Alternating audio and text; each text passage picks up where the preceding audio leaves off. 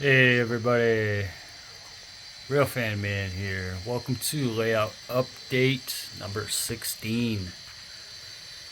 I guess you can consider it a February update too.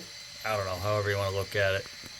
But yeah, here in front of you we have, I believe that was East Deerfield Springfield Yard Train. I just haven't taken off the layout yet, and I figured I would run it while I'm doing the update.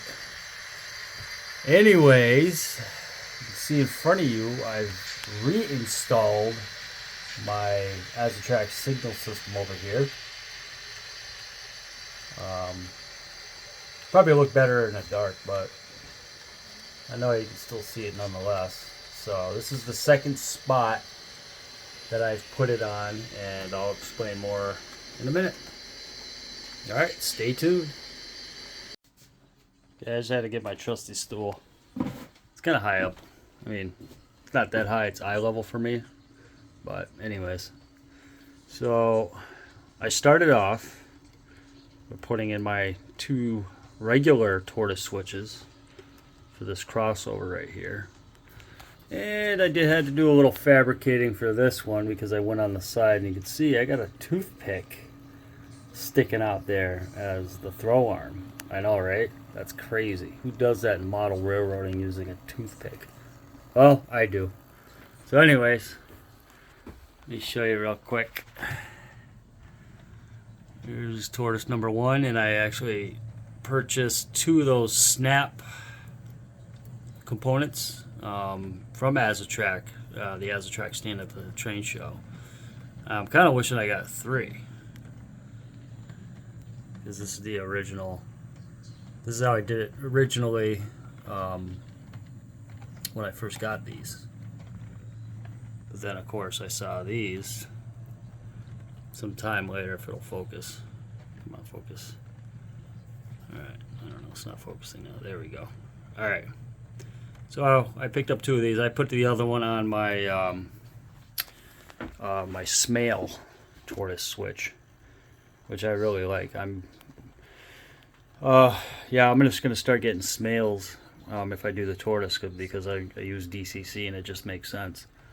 But anyway, so I got those hooked up, and then I had this plan where I was going to put the Azatrack signal system for this area, for this crossover, and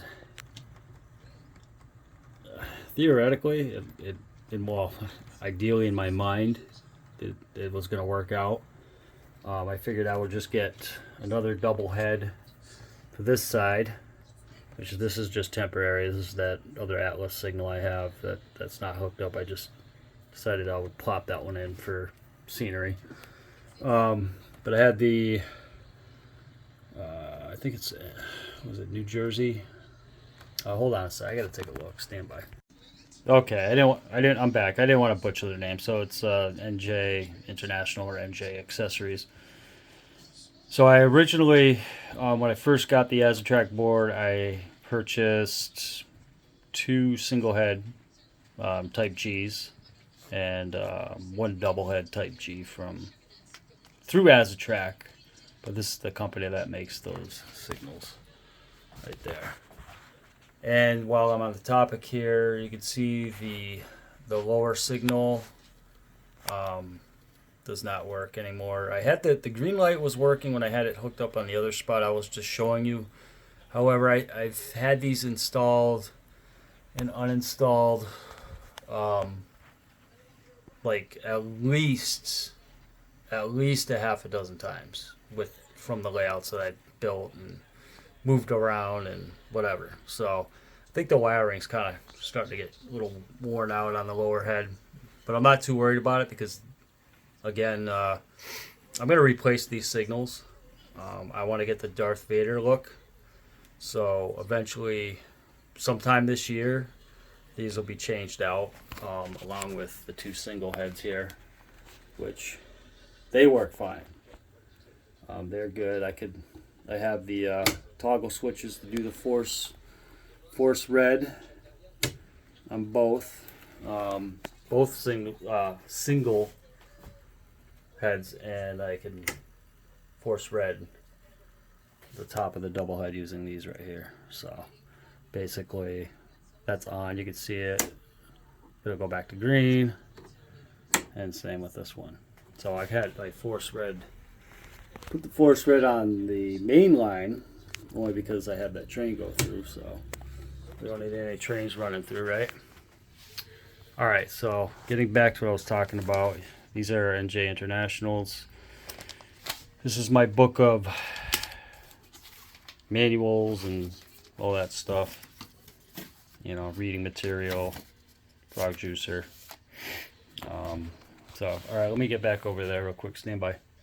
All right, so I had the double head right here and I had a single head right here, and I put the other single head right there. And you know, it realistically, it's because of the way that board was made, it wasn't actually made for a situation like this. So I'm going to have to get a different board from Azatrac, and I think I'm hoping I can anyways, because my plan is to have a double head right here, which would be the Darth Vader look. I'll have a double head Darth Vader type G, or not type G, just a Darth Vader, because I think it's I think they're just like a single was it vertical row. Anyways, double head here, single head here, and a single head here to control this switch, this junction. So that's my plan. However, I had to put the fascia up here as well, only because I needed to be able to put my toggle switches in. I had the two force stops toggle switches here. You can see I took them out. Not a big deal. I can just, you know, putty that up or something, and then once I paint it. But actually, realistically though, I think I'm going to be using these again anyway, so scratch that. All right, but yep, my toggle switch here for the Tortoise switch machines works good. So right now it's on normal, just straight through, and then I hit the switch and bam, they're set for root. So eventually down the road, maybe I might replace those with the Smales, and I'll get to that one in a minute. So it depends on, I mean, it really depends on how long that Rail Lady 2020 and I are going to be living in this apartment. You know, if we get a house within a year or two, I might not even bother with that right now, you know. Probably utilize those maybe for an industry spur or something down the road on my permanent build. So okay, moving on. So yes, I got the fascia up there, you can see that. Here's the extension of this side of the layout as I was talking about, and you can see I obviously moved these toggle switches over here because this Azatrac board works better in this area. That other area was just more of an experiment, so not a big deal. And yes, back to the extension. I extended it out 4 inches this way, and I just kind of like kitty cornered it, I guess you can see. And then I put the fascia up. I get a nice little curve to it, which is nice. So that's all set. This needs to be painted, and I actually talked about this paint in, I think, my last update. This is what I picked up at Walmart. This is the first bottle I picked up. I just actually a couple days ago picked up 2 more bottles. This is like half full, a little less than half full. So that's that. All right, we're gonna go to the inside of the Helix, and I'm gonna show you my mess of wires. So stand by. Okay, real quick before I do that, I'll just show you the diagram here for this particular Azatrac board, which I believe this is called the TS3. This is all the paperwork here for that, the Tortoise switch. But yeah, hold on one second. Sorry if I'm moving it around. Stand by. Yep, stand by, not too long. Okay, where is it? I just had it. it's on the last page. So this is what the board looks like on their diagram. This is what I'm using for those 3 signals I have wired up. Once I got to learn it, and once you take it down quite a bit, it comes pretty easy. I mean, I had to look up, a couple of things just to kind of re-reference everything and get my bearings straight on it. But it is really fairly simplistic, I guess. So this is really what you can do with this particular board. So this is what I have it set up for right now, is this type of crossing. So I tried doing it the other way, but the way the board's set up and how they have the sensors and all that, how they want you to hook the sensors up, it just makes sense. Just keep it the way that it operates rather than try to make a mountain out of a molehill, So anyways, all right, now into the inside of the helix. Stand by. Okay, here we are. This guy's slowly making his way around. You can see the Amtrak train on the roundabout on the first level, just hanging out. So, sorry if I'm moving you around. I'm trying to go a little slow. Oh, hey, look, it's the tail end. There's my dual frog juicer for that area up there. And here is, I don't know if it's better with the light on or off, but there's the board. And believe it or not, I know it looks like a mess, but I mean, I might put on a few more zip ties, but other than that, everything is pretty buttoned up the way it should be. You can see I added a piece of foam board to go across. Eventually this whole area where I'm standing is going to be covered. I will have an access panel. It's going to have some sort of scenery on it. Something simple enough to where I don't have to move a ton of scenery or buildings or whatever just to get in here if I need to. And realistically, I shouldn't have to get in here other than maybe if I have the occasional derailment or something. But there is the Smail. There's the second Snap-on I purchased. It's all wired up. It's wired up to my DCC. It works great. I really like those tortoise switch machines. The Smail. So that's that. And again, my wiring mess. And I did put in a switch machine for this reverse loop. That's just kind of tired of going, in and out of the helix just to throw the switch if I needed to. So now I can just hit a button and boom, it switches. I still need to cut this guy down just a little bit. That'd take my, you do this, get the right end here. This guy's a little high. My track cleaning cars keep catching it, so that's why I'm not running that train. But I'll take my Dremel and cut it down some. And there is one more spot over here I want to throw a switch machine, another Walther switch machine, while I wait for this train to pass. I got it set up there, so let's see if I can lift this up there. Yeah, the train's going over it right now. So realistically, it's just that switch. You can see where that track goes out.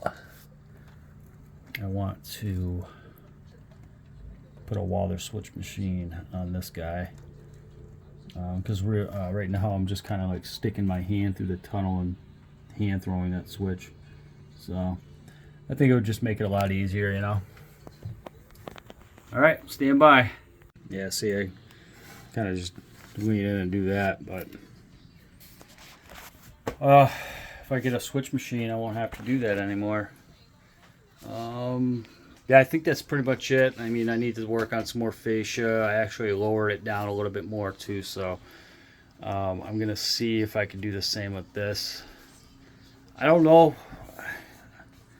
Yeah, I might do the same with this. I'm gonna have to readjust this toggle switch, which is not a big deal. I mean, once it's all painted up and looking good, it'll be like it doesn't even exist. So,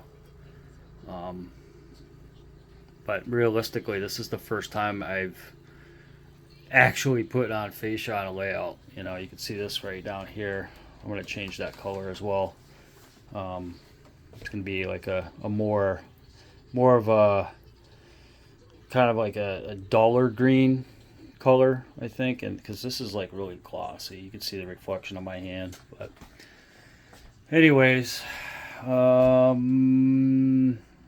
yeah, I did put an extension here, another kitty corner. You can see I still got to paint, which is another thing to do. And of course, how can I forget this mountain right here? This is going to be a roadway with a bridge right here. I believe I was going to put another bridge here. I still might. I'm on the fence about it.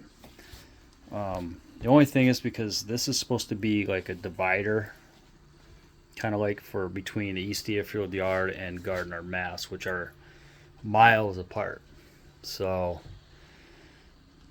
I'm leaning more towards just making this one whole section, like mountainous roadway section. You know, this would be McClellan Road, which is an actual road that I've been to at the East Deerfield Yard to basically do some rail fanning off the bridge here. So, and the only differences really is like obviously placement, and WT is actually not here. It's actually behind the road. So where's my pointer at? Here we go. So there'll be the rail fanning bridge here and access road to the yard, which we'll pretend, right? And because of space restrictions and all that, I just pretty much put WT right here, so which is fine. And then this is a whole nother area. This is obviously Gardner, Mass. The Amtrak sticking its head out. And yeah, I think that's pretty much going to be that. And I did move the bridge up here. This will be another divider right here. This will be Route 5, which is in Massachusetts. It's one of the main routes that I take sometimes. So this will basically split up Deerfield, Deerfield, Mass, or South Deerfield, whatever you want to call it. And sorry if I'm moving you around again. I'm trying to go a little slower. And this area represents, or is going to represent, a northern community for right now. So this is like the north line. And stand by for 1 second. Okay. And this is the southbound line. You can see all this. And this is East Deerfield Yard. I did have a gentleman comment or make a comment about doing a layout overview, so I'm going to do that at some point, hopefully this week, just to get another, because I haven't done one in a while, and I know I got a good amount of new subscribers, so just want to kind of run through that down the road. Okay, and as far as the update goes, I think that is it, except for there's one more thing. My next major project is this whole area right in front of you. So realistically, from like this track over, and probably from right here over, all this right here, except for that switch right there. I think I might leave that in for now. All this is going to come out and be rearranged. So ultimately my goal is to have the shop where the fueling station is, as you can see down here, This is the fueling station and sanding station right now. And I'm going to have this somewhere over in this general area, I think. So I'm just going to basically reverse them. And, so maybe I could have more of a normal MOW track. So, but anyways, that's pretty much it. I'm going to do some more ops. I'm going to actually I have one more op to do that's actually already been made up, which is the WTE turn. So we're going to be basically taking this car, spotting it at WTE, and we're going to be picking these two cars up and bringing them back to the yard. So, but after that, I'll have. See, I think that's going to be ops part 2. I think after that, probably have at least maybe, I don't know, 2 or 3 more, depending on this project right here. Because I think I want to just get on this project and rock and roll with it. Because I have to disconnect all the wires underneath the layout for these lights right here on the shed, front and back, or back and front, or front and back, or back and front, however you want to look at it. And yeah, just start ripping track up. So in other words, I gotta get rid of a lot of these cars, gotta move some locomotives around, so all that fun stuff. All right, stand by. Okay, hope everybody enjoyed the update. That's it. We are out. Take care. Everybody be safe. We live in New England. Hope you enjoy the snow. Yeah. That's pretty much it. We'll watch this train go by, and that'll be the end of that. All right, everybody. Take care. Have a great day. Great rest of your Tuesday. Stay safe. Real Fan Man. Oh, wait a minute. Yeah, I knew I'd do it again. Happy modeling. Real Fan Man signing out.